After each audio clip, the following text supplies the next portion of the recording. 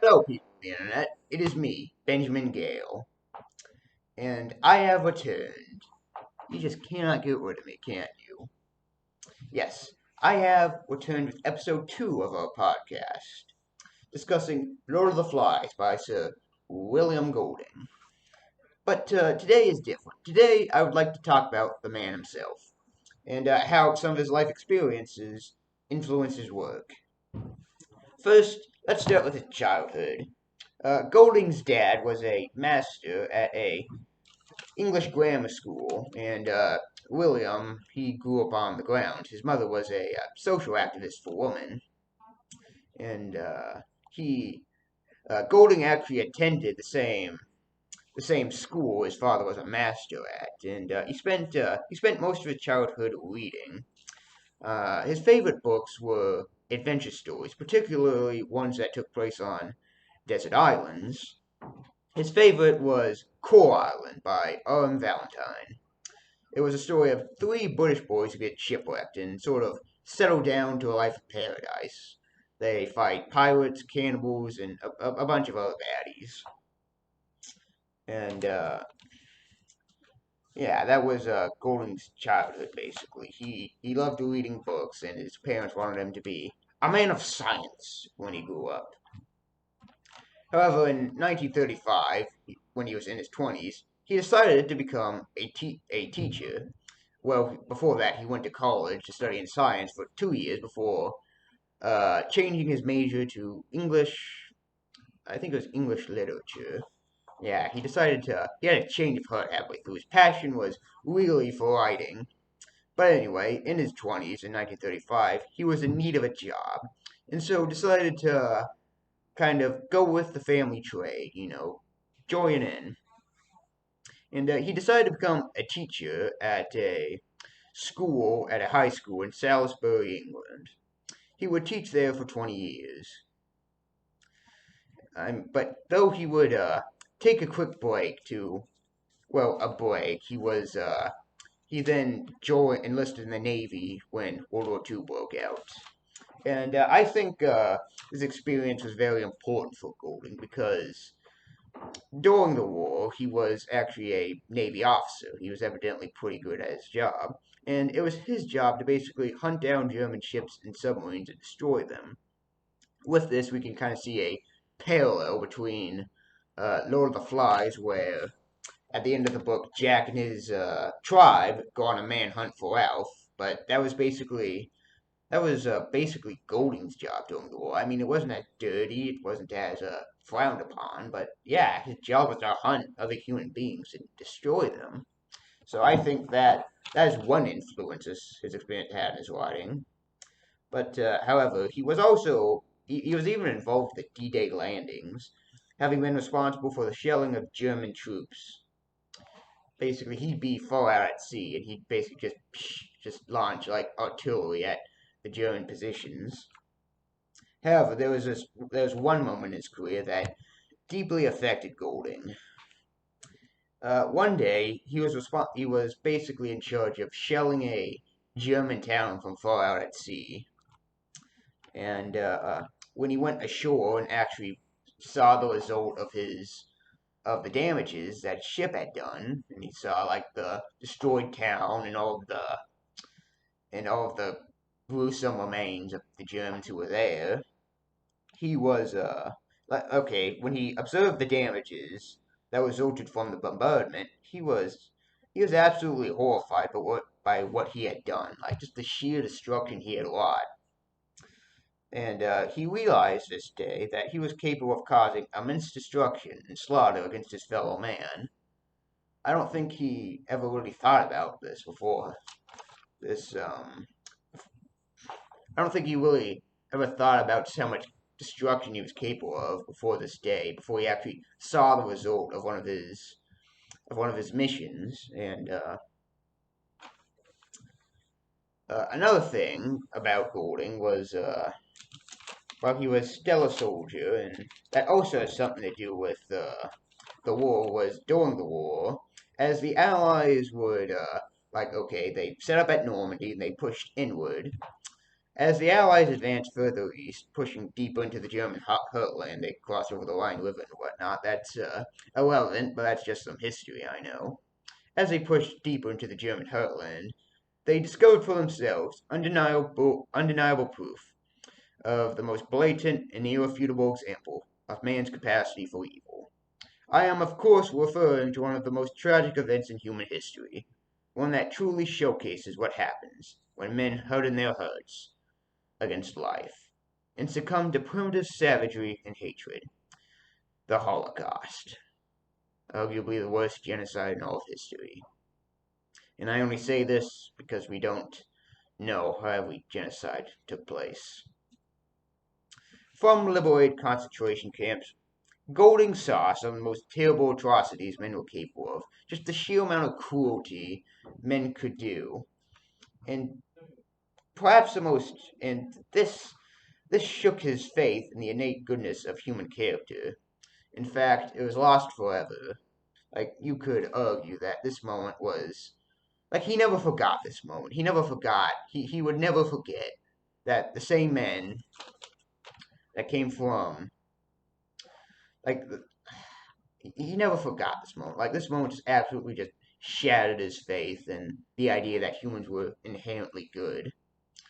Anyway, over the course of the war, the Nazis had corralled all of its scapegoats, basically what they deemed to be the source of Germany's misfortune.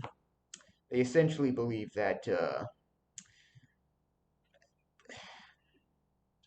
okay, let me start over. Over the course of the war, the Nazis had corralled all its scapegoats, what they deemed to be the source of Germany's misfortune and evil, failing to see it burning within their own hearts.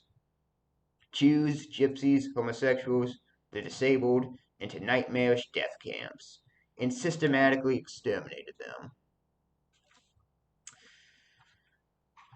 This moment just Golding, this moment shit. When Golding saw these things, when he heard news of them and saw them firsthand, and I don't know, maybe he saw the camps himself, when he just heard of the atrocities that were going down, his faith in the innate goodness of man, that man was somehow was somehow above such savagery, which is gone forever. Nazi doctors conducted inhumane experiments on small children. These men were not The most shocking thing about this was these men were not savages.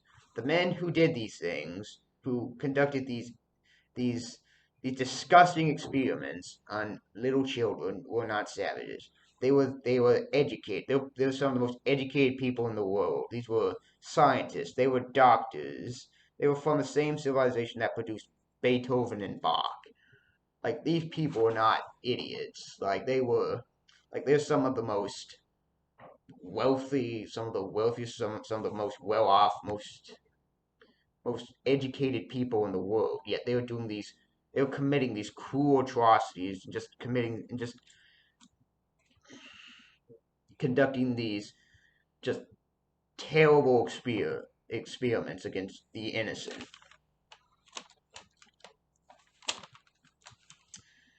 And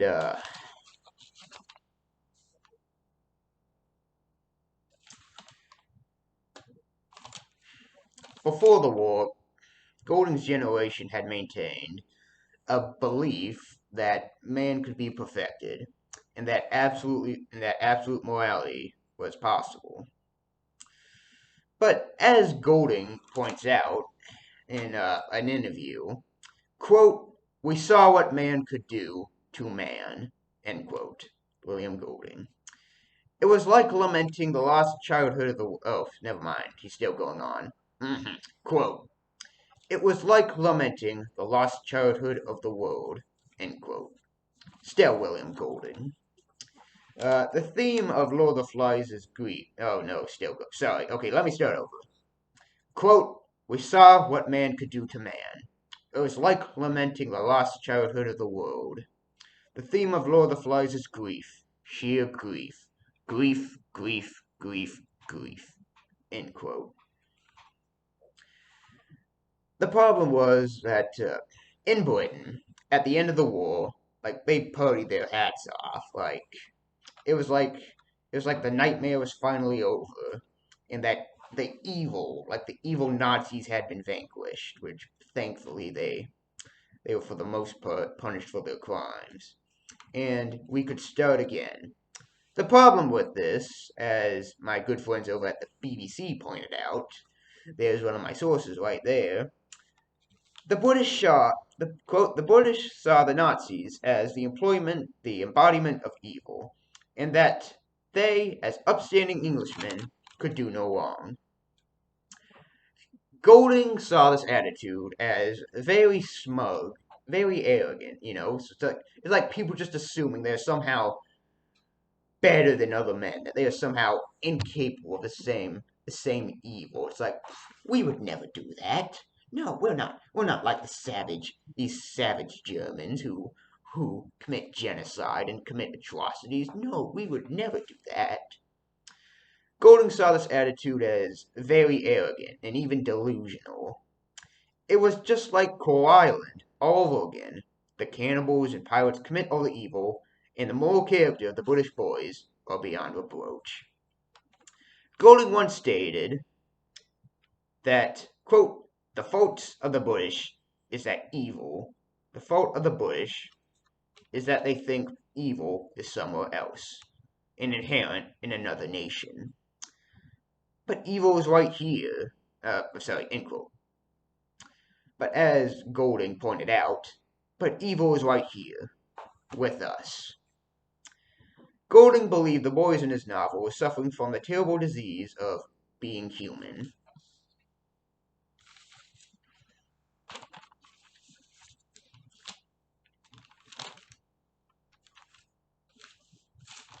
Okay, let's see. And after the war, Golding would return to being a school teacher again. As we discussed, he was a teacher before he went to war, and after the war, he grew a scruffy beard, and his students gave him the nickname Scruffy, which I bet he was just absolutely delighted to hear. However, Golding was more interested in writing than he was teaching. Like this was his passion. Like his parents wanted him to be a man of science, but he just loved writing. That was what he wanted to do with his life. And yes, he was more interested in writing than he was teaching. And and whenever he got the chance, he'd always spend his free time just writing things on his typewriter. Like he'd be like in his office typing away. And one thing he would do is that he'd take pages of his work and hand it out to his students and make them count every number on each page, which I'm sure they just love to do that. But more importantly, Golding loved to observe a student's behavior and take notes, gathering material for a particular novel. That's right, this book was inspired by Golding's experience as a teacher dealing with rowdy teenagers, which says something about students. It says something about you as a student if your behavior somehow inspires your teacher to write Lord of the Flies. Like imagine just being so out of control and just so barbaric. Anyway, he even reportedly okay. Let's rephrase this. But more importantly, Golding would love to observe his students' behavior. Like he'd just be in the classroom just taking notes and gathering material for his book that he was writing. World War II kind of convinced him that man was capable of great evil, and his experience as a teacher seemed to confirm this even further. So he would take notes on his students and as kind of material for his novel, kind of something to work off of. Like, hey, how do children behave, and how would they behave if they were all put on an island? And he was kind of doing research for Lord of the Flies. And at one time, he even reportedly would sometimes like start conflicts among the boys, and he would just see what would happen. We could kind of see his upbringing as kind of like a man of science coming through. One time, he even took his students on a field trip to a Iron Age fill fort called Figsbury Ring. Oh, sorry, Figsbury Ring. Yeah, it's a historical site in England. He then split the students among two groups, whilst one group was instructed to attack the other. Then he just let them go at it. And he was very surprised at what he saw. Like, like Golding was, he was,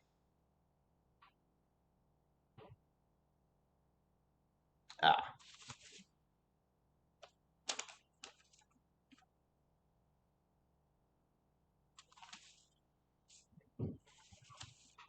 damn, he was responsible for shelling.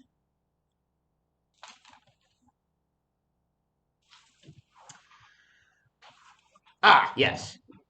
Basically, he let the kids go at it, and he was like astounded by what he saw. Okay, like if two kids are fighting, they can be violent as all heck.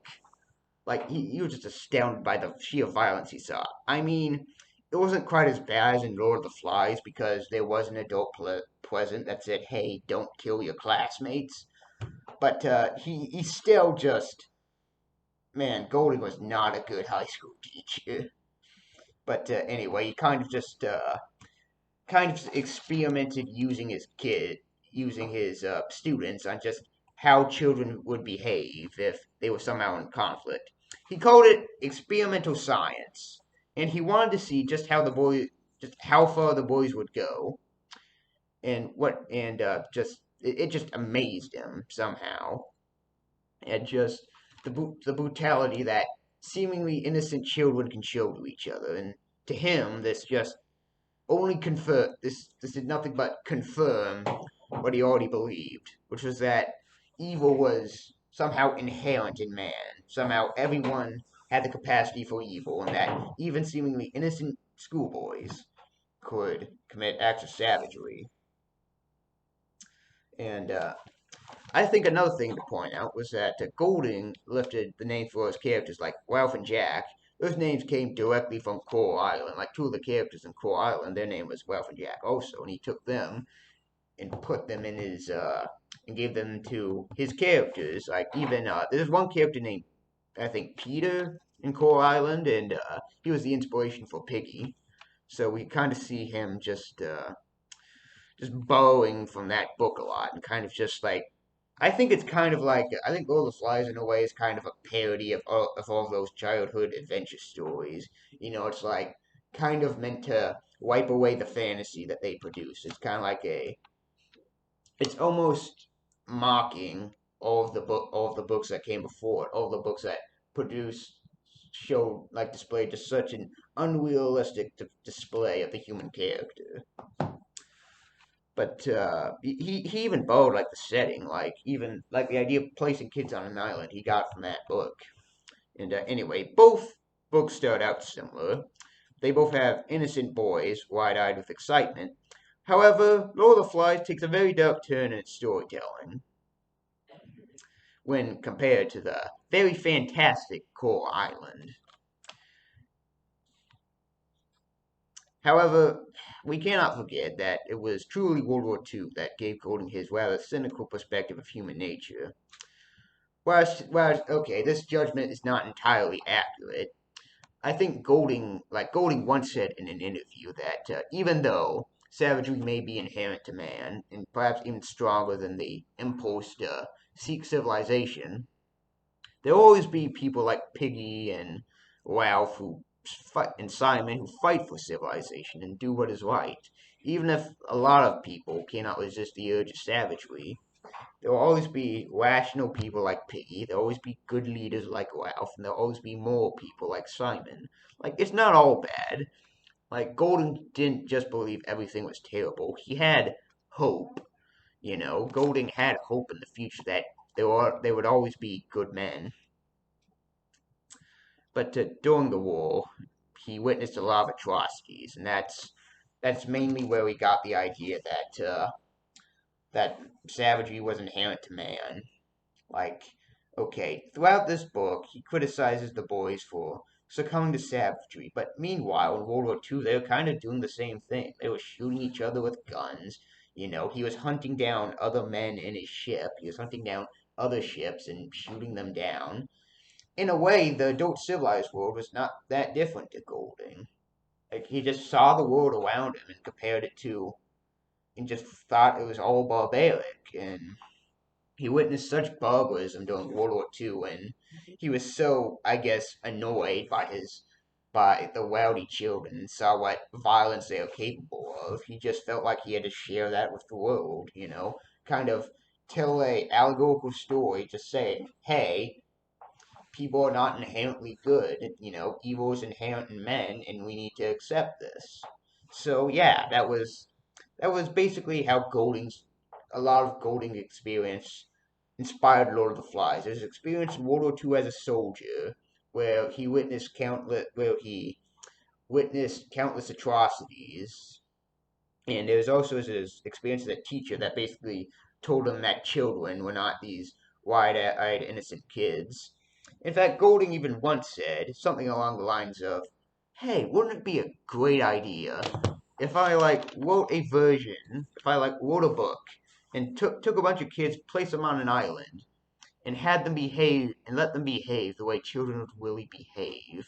Like, that was something he said when he was being interviewed.